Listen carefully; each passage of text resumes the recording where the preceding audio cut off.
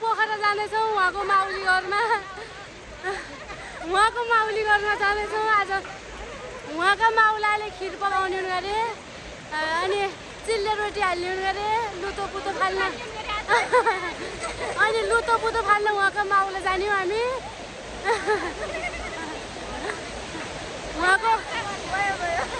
उहाँको माउल त्यहाँ हो के अरे तिरुप्तीका घर अरे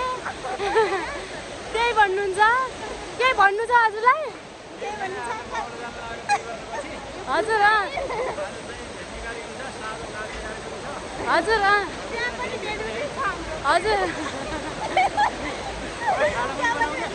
अनि तिमीलाई के भन्नु छ अनि हजुरलाई के भन्नु छ